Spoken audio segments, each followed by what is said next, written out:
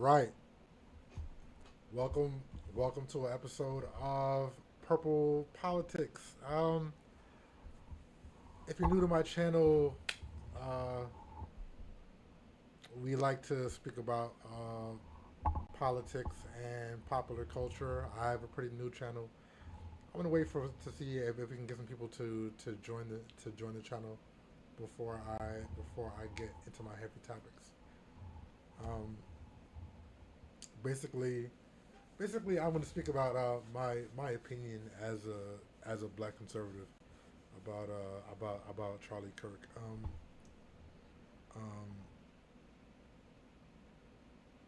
I know that I know that there is a that there's an impetus to not identify by by race, but I think that in the context of the landscape that we live in now, when I say I'm a black conservative, um, it goes it helps because it challenges the idea that conservatism is inherently racist. Because if a black person is a conservative, it can't be racist. Yeah, so I'm just gonna wait until we can get more people in here, and then I could start talking. Basically, just if you want to participate, post a comment post a video recommendation about Charlie Kirk. Speak about any ideas that you want me to talk about, and I'll gladly address it. Um, um, you know, when Charlie Kirk spoke on black issues, I think oftentimes he spoke the uncomfortable. You know, I think that um, I think that black liberals are oftentimes they're not used to someone just like saying, I guess, airing out their dirty laundry in the open, unfiltered, and it's always like jarring whenever someone just says like, yeah, you guys have a high crime rate, you guys have a culture problem, like you guys kill too many people, and we're just like reeling, um, and I think that's what people found so offensive about him. Um, yeah. So I want to wait until more people join here before I get into the crux, into the meat and potatoes of what I'm going to be talking about. So we're gonna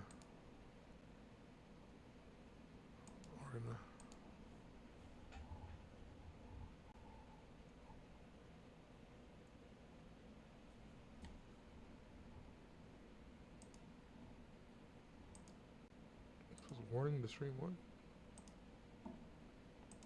Good.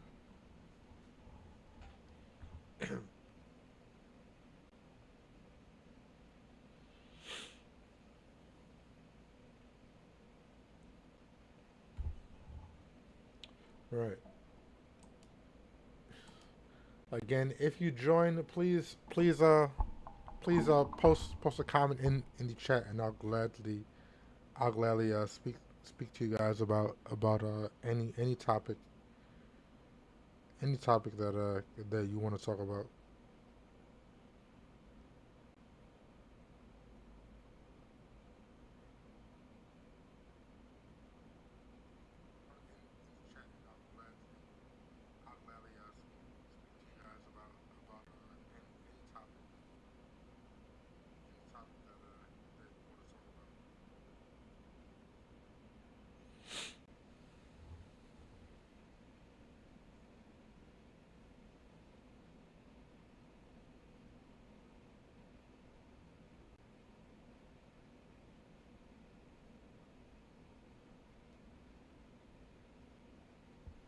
All right.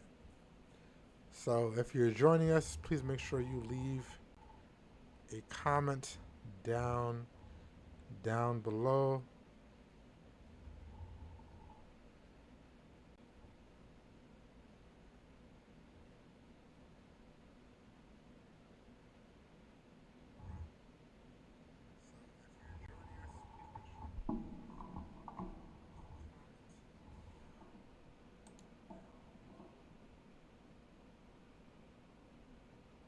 All right, we have a comment from Gree 1060. Comment on the state of the black family. This is probably one of the topics that is more triggering for black liberals. Any commentary on the state of the black family. Um, I feel like anytime we have a conversation on the plight of black people, it's always meant to be framed in like a victim mind state to be like, well, what do we do about it, or how do we, who's to blame for it, or um, we're not used to the problem being posed as something that we have to primarily deal with. You know, um, but I will give a little bit. I will give a little pushback to Charlie Kirk because I feel like um I feel like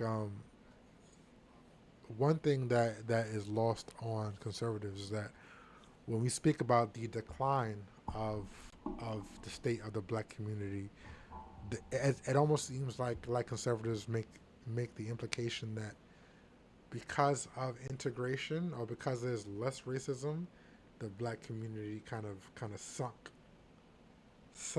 to their default, as if like the pressures of segregation kept us in our best behavior.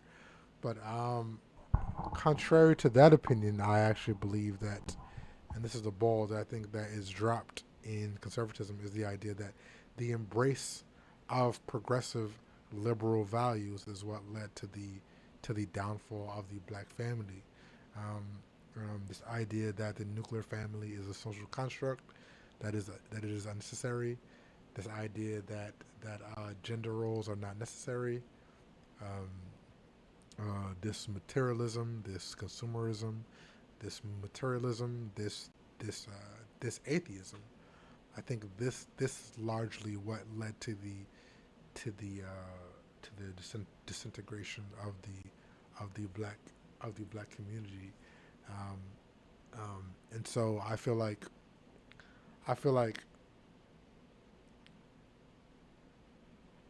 the ball is dropped when having conservative conversations because conservatives are very much aware of the degeneracy of liberal culture. They're very much aware of the degeneracy and the social contagion that is liberal culture. We have all these children living these alternative lifestyles now due to this influence, but they have a hard time grasping the idea that there is an influence from liberals. And I personally believe that it's because like this boogeyman white man was always blamed for the social ills, but the boogeyman white man was always like a conservative. Was like conservative. If you close your eyes and you picked it, right? It's always like some rich white conservative, right? That was supposed to be the boogeyman of all the social ills of black people, and I'm claiming that it's a rich white liberals that are at the crux of the social ills of black of the black community nowadays. So yeah, I'm here. Um, thank you for your question. If you have any other questions, please uh, and leave a question, and I'll gladly answer our question for you. Let's find some more Charlie Kirk videos to comment on.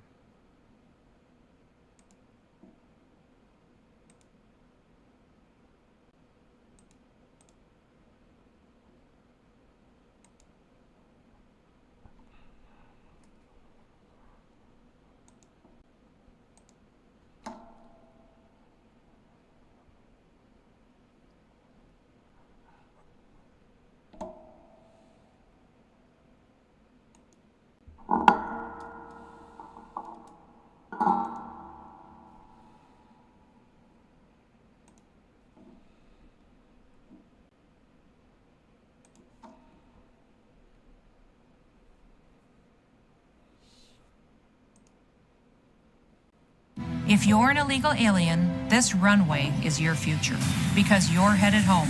I'm Christine Ohm, the United States Secretary of Homeland Security.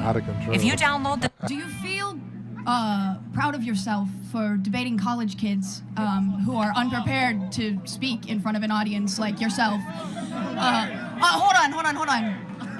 You're 30 years old. We can agree you're 30 years old, right? Do you think that's a little bit silly? Are you a voter? I am a voter. I'm a registered voter. I vote and you vote. So I'm talking to voters of this country that will determine the future of Western civilization. That's what I'm doing here today. Yeah? Wait, hold on. How is it any different than a professor talking to you? Then a professor talking to you? Who are you? Well, important enough for you to come up to a microphone. You create a company that's like close to being a fascist, and then like. Okay. How am I? Sorry. Let's go through this. How am I a fascist? Dude, like you. Can you name one thing I believe that's fascist? You believe that like you on. Oh, shit. Don't let him think. But I'm such a bad fascist. I let the people who disagree in open mic to talk to me for 2 hours uninterrupted. Okay. I'm an awful fascist. I'm more like a free speech liberal of the 1970s, not a fascist. But you know, it's so funny. I think the reason why it's so hard for these like liberals to voice their opinions when in like a public forum is because they never had them challenged, and they just say stuff, and they're so used to having it just accepted as such an echo chamber that when they have to actually defend it, it's just like they posit their claim and they're like, okay, well, why? And then they're like dumbfounded, like, oh, well, I actually have to explain why I feel the way that I feel. It's like, yes, that's how intellectual discourse works. But I just want to say, Turning Point USA is a evil company that was funded by thousands of fracking companies, and that just. No, it's not thousands, but we do have some frackers that give us money. But yeah, and then all it is making the rich more rich. Fascism to fracking. That's all it is. That's all it is. Okay, again, I'm happy to have a debate. I can see you're getting kind of fired up. I'm sorry. So, but why are we evil? Like, we're having a nice discussion. Because all of a sudden you're calling me like because a fascist. It seems like you just want the rich get even more rich. Like we haven't talked about the rich at all. I mean, so you don't even know my positions on this stuff. Under no circumstance ever should a man ever let a woman pay for a date, or you should split ever. No circumstance. Even on the third, fourth, fifth. What if it's the first date? So on the previous comment about the rich getting richer, I find it very impressive that like liberals have by and large convinced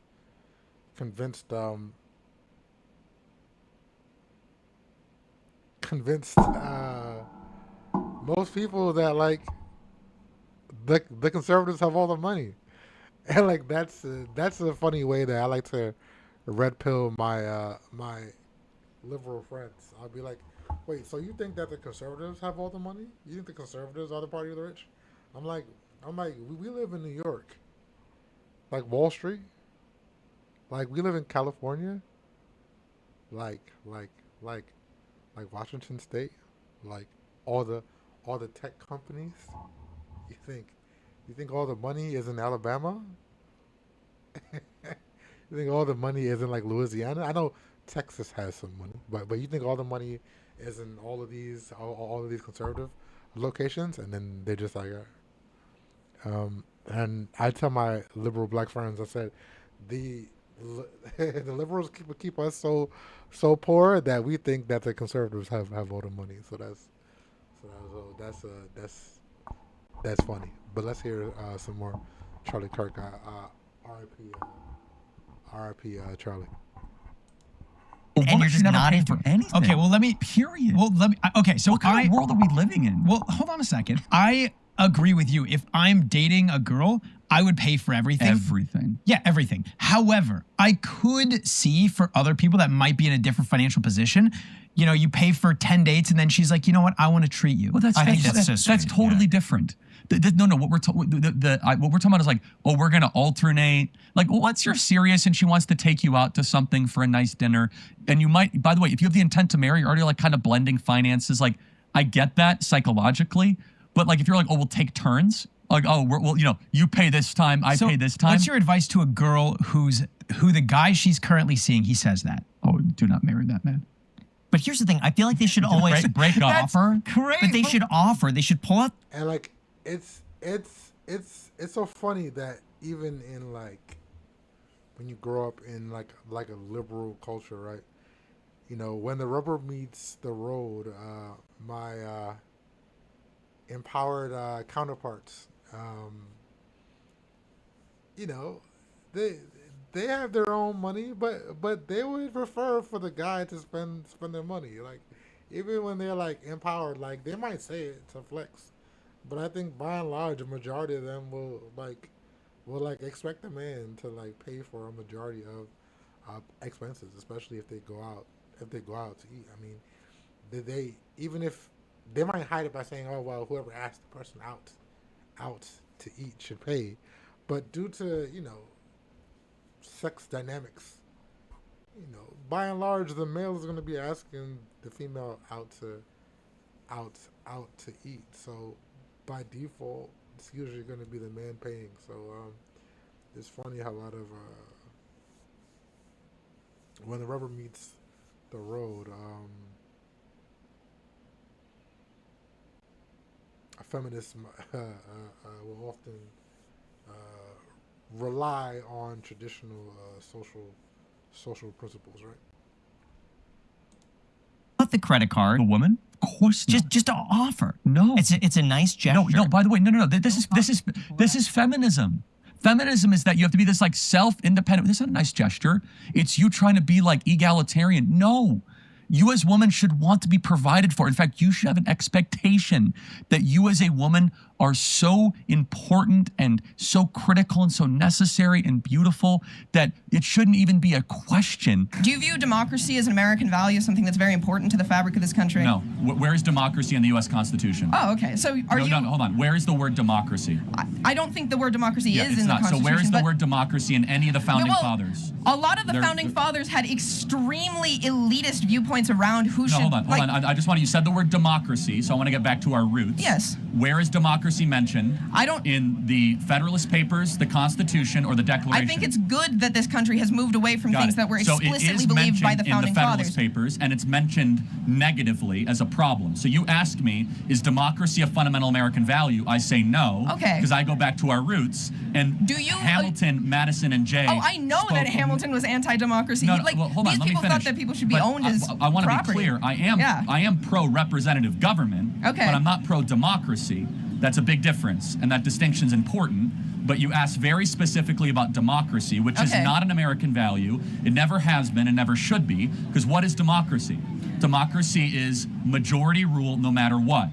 That there's no provisions of checks and balances, no inalienable rights, no separation of powers, pure if the majority gets it, the majority wants it as quickly as possible. I don't advocate pure democracy. I do understand that we live in a representative, like we live in a republic, and I understand. Like this is where like semantic conversations are just like wasteful, because I think it's implied that most people are not talking about like a democracy in the true like Greek sense. I think that we just mean I think in fact when people say the word democracy, they probably mean like a republic, not knowing that the word democracy does not mean a republic. But I think that they mean like a representative government. People say that they want a democracy. I think they mean that they want a government that is representative of the wishes and wills of the people. Again, if you're watching, like, comment, subscribe.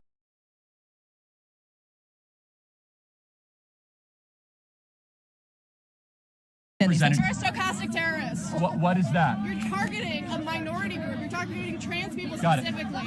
What is a woman? That's a stupid ass question, dude. That's a dumb ass question. What is a woman, college student? What is a woman? Oh, you're talking to a college student instead of like, I don't know, someone who has media training? They can't answer what a woman is. It's not a trick question. What is a woman? Who identifies as a woman? What is that thing? You can't answer the question with the question. It's like saying, what is the sun? The sun is something that looks like the sun. What is a woman? It's a social role. No, you can't answer the question with, yeah, define the woman without saying woman. Yes. Thank you. Yes. Yes, ma'am. How are you? Good. How are you? What's your name? Dakota. Nice to meet you, Dakota. How old are you? I'm 11. Amazing. Give it up for Dakota being here today. So, I'm pro-life. I'm a fiscal conservative. And I know I want to get into politics when I grow up. I don't want to get into massive debt for a political science degree. What concrete steps can I take now in order to achieve the goal of doing my part to make America great again? Well, great. You should go to Hillsdale College, America's greatest college, and start studying now. Start taking classes, reading books. You have to be in charge of your own education, and the fact you're thinking like this at 11 is a great sign. God bless you, and the future is very bright. Thank you. Do you want a hat? What's your name? None of your business, unfortunately, but... Okay, hello, nice to meet you, none of your business. Thank you, I appreciate it. So, do you love America? Yes, I do. I hate America.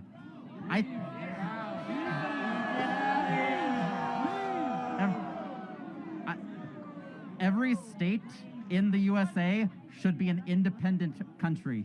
What do you think of this? Well, I just first have to ask, since you hate the country, do you plan to leave? What do you mean by that? Do you plan to go live in another country? No, I do not. Let me tell you something. Your face is an idiot. America is the only country where even those who hate it refuse to leave. That's how you know you live in a great country. Watch what magnesium does to your bowel.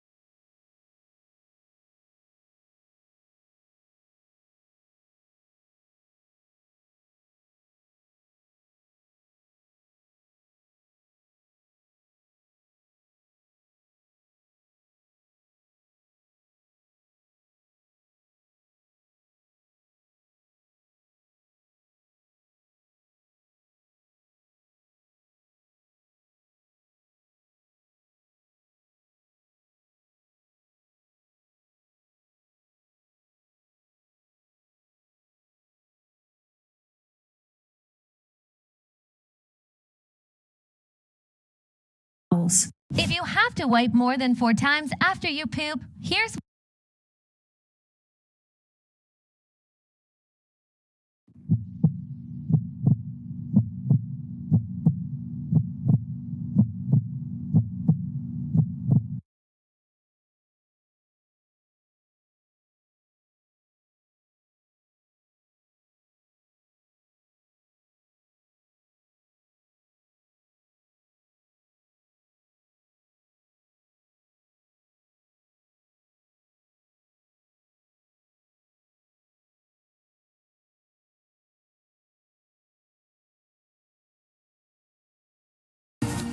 Hey everybody, JD Vance here, live from my office in the White House complex.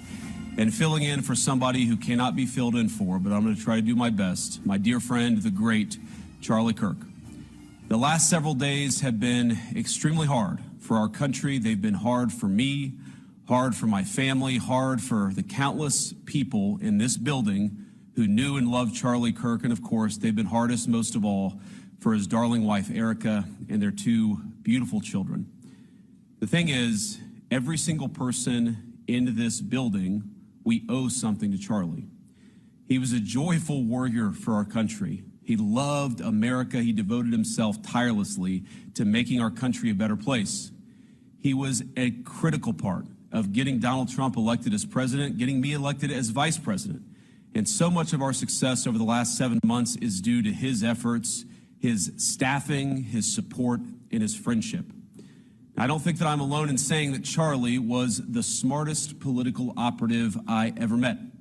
Everyone knew him as this fearless debater, this guy who would take the conservative message into hostile places and inspire younger generations to have courage.